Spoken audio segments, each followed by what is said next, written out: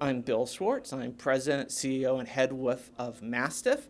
I'm here at GDC 2018, and we're here to show off Home Sweet Home. Bill, what is Home Sweet Home? Home Sweet Home is an amazing game out of Thailand. It is a horror game based on Thai mythology.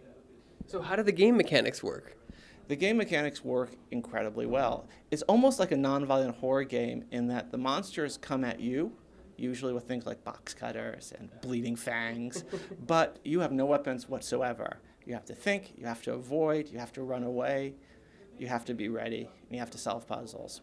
How does this game differentiate itself from other horror games of this age? It's a really good question. So first of all is the atmosphere. It is Thai. And if you were a Thai person who'd been asleep under a rock for 75 years and woke up tomorrow and never seen a TV or a video game, most of it would look familiar because it's drawn straight from Thailand's folk culture. Also, unlike, say, a Resident Evil or Biohazard or any of those, it's not an aggressive kind of game. You're not taking a baseball bat and killing zombies. You don't have a gun. You don't have a weapon. What you have is a bad situation, and this ghost is trying to kill you, and your brains and a few objects you pick up to survive. It's not that it's not an actionful game. You're running, you're doing stuff, but you're never really aggressive. We've had a resurgence in survival games these last few years. Why do you think that is? You know what? I think I'm going to take the Fifth Amendment on that. Maybe not. All right, so if I were to speculate, I would say there's two reasons. One is that the technology really supports it. A good survival game is an atmospheric game.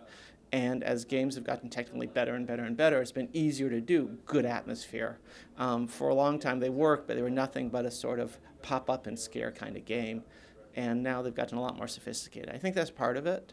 I think part of it is the absolute number of games is probably being increased, not in the number of AAA titles, but if you include everything, that's been increased.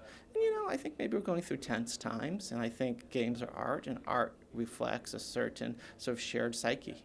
Can you talk about some of the enemies and environments we'll see in this game? All right. It is set in an old kind of structure. It's very Thai. If you look at it, first glance, it looks American, but if you look closely, or looks Western or European, but if you look closely, you'll see the architectural details, the way things are laid out. It's like a school we'd run into if you were in Thailand. The enemies are all supernatural. You're basically dealing with one ghost, just a lady, and she's not pleased with you. Would you learn more about Thai culture if you were playing this game in the States? So let's put it this way. It doesn't matter where you play the game. You'd learn as much about Thai culture playing this game in the States as you would playing it in Greece, as playing it in your hotel room in Bangkok. But yes, it wouldn't be fully fair to sell it as a Thai language tutoring device. But if you like Thai horror movies, and that's the thing in the same way Korean horror movies are, you'll like this. And it is certainly an introduction to the Thai way, which is kind of gentle.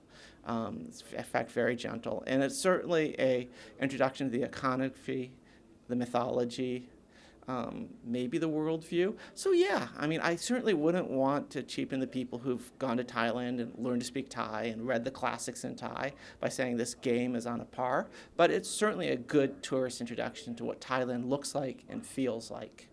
When does the game come out and what platforms will it be on? We're going to be out on PS, Xbox, PSVR, and possibly one more platform later, and it's going to be out in fall.